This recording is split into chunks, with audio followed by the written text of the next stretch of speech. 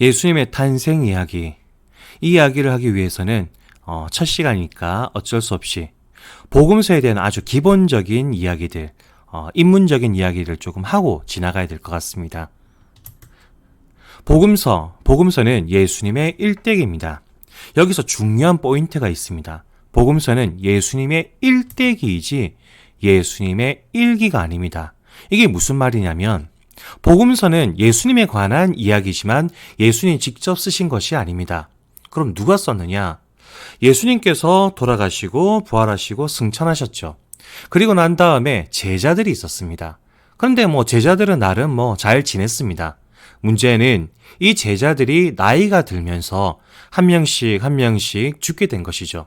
다시 말하면 예수님을 기억하던 사람들이 한 명씩 없어지게 된 겁니다. 그러자 교회에서는 우후죽순적으로 여기저기서 예수님에 관한 책들이 나오기 시작합니다. 그런데 어떤 책들은 괜찮고 어떤 책들은 조금 질이 떨어지고 그랬었죠. 그래서 교회에서는 4개의 책을 고릅니다. 마르코, 마테오, 루카, 요한. 오늘날 우리가 4대 복음서라고 부르는 4개의 책을 고릅니다. 보시면 아시겠지만은 마르코 복음서가 제일 위에 적혀 있죠. 무슨 뜻일까요? 마르코 복음서가 가장 먼저 적힌 책입니다. 그러다 보니 이런 일이 벌어지죠. 마르코 복음서는 다른 3개의 복음서에 영향을 많이 끼쳤습니다. 그래서 마테오 같은 경우는 일단 마르코 복음서를 깔고 들어갑니다. 그 마르코 복음서 위에다가 자신이 만났던 예수님에 대한 이야기들, 그리고 자신이 모았던 자료들을 한데 뭉치죠. 그래서 마테오 복음서가 됩니다. 루카 복음서도 똑같은 과정을 거쳐가죠. 마르코 복음서 위에 자신이 자료를 모으고 그리고 자신이 만났던 자기가 알고 있는 예수님의 어떤 모습들을 담아냅니다. 그게 루카 복음서죠. 그리고 요한 복음서는요, 조금 다릅니다. 마르코 복음서하고는 약간 거리를 두고 쓰여집니다. 그래서 이렇게 마르코, 마테오, 루카 이 3개의 복음서가 마르코에 다 영향을 받았기 때문에 우리는 요 3개를 공관복음이라고 부릅니다. 같은 관점을 가졌다 혹은 같은 자료를 함께 봤다라는 뜻에서 공관복음이라고 부르죠.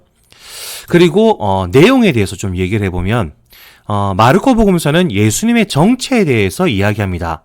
물론 이렇게도 얘기할 수 있고 저렇게도 얘기할 수 있습니다.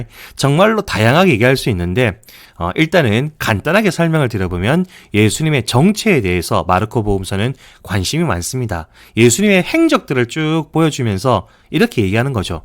예수님이 누굴까? 그게 마르코 복음서입니다.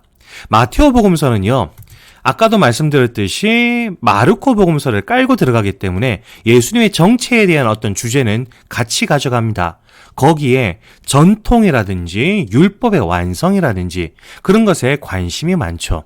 그리고 루카 복음서는 역시 마르코 복음서를 깔고 갔기 때문에 예수님의 정체 깔고 난 다음에 가난 그리고 약한 이들에 대한 관심이 함께 들어 있습니다. 그리고 요한 복음서는요, 심화 과정이다라고 보시면 됩니다. 다른 복음서가 예수님의 정체에 대해서 신경을 많이 쓰고 있죠. 많이 쓰고 있는데 요한복음서는 시작하자마자 이렇게 시작됩니다. 다 아시는 노래일 것 같은데 말씀이 사람이 되시어 우리 가운데 사셨네. 우리는 그분의 영광을 보았네. 그분 그리스도이시네. 요한복음서 같은 경우는요, 아예 시작하자마자 예수님의 정체를 직설적으로 이야기합니다. 그러니까 예수님의 정체에 대한 이야기들은 기본으로 깔고 그 다음 이야기를 하겠다라고 말하는 게 요한복음서죠. 근데 제가 이렇게 쭉 적어놔도 정리가 잘 안 된다, 어렵다 하시는 분이 있을까 봐서 이렇게 정리해볼까 합니다. 복음서를 보시다가요, 내용이 짧다 그러면 마르코 복음서입니다. 어지간하면 마르코 복음서입니다. 그리고 읽다 보니까 구약에 관한 이야기들이 좀 많고 구약과 친한 척을 한다. 친한 척을 많이 한다. 그러면 마테오 복음서로 이해하시면 되겠습니다.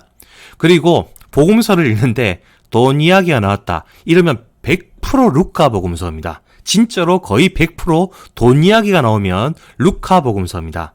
그리고 요한 복음서는요, 읽었더니 어렵다, 도대체 뭔 소리가 온지 너무너무 어렵다. 그러면 거의 다 요한복음서다라고 생각하시면 될 것 같습니다. 자, 이제 복음서의 기본적인 것들을 이야기했고 예수님의 탄생 이야기를 한번 해볼까 합니다. 예수님의 탄생 이야기는요, 이렇게 깔아놓고 나면은 아주 재밌는 걸 발견할 수 있습니다. 왜? 마르코 복음서에는 예수님의 탄생 이야기가 없습니다. 그러니까 이렇게 되죠. 마테오에도 루카에도 마르코에서 가져온 부분들은 예수님의 탄생 이야기가 없습니다. 즉 마테오가 따로 모았던 자료들, 루카가 따로 모았던 자료들, 요한이 따로 모았던 자료 안에 예수님의 탄생 이야기가 있습니다. 즉 복음서들마다 예수님의 탄생 이야기가 다 다르다라는 거죠. 각자의 개성과 자신들이 만났던 예수님의 모습을 담아서 예수님의 탄생 이야기가 완성이 됩니다.